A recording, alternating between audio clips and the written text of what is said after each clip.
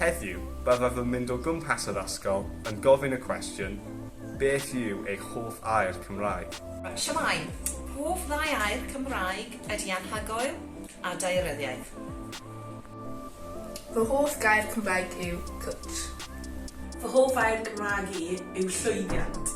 Fy hoff gair yw heraeth. Fy hoff gair Cymraeg ydy llysgennad. Fy hoff gair ydy pop-di-ping. Fy hoff air yw dyfaldonc.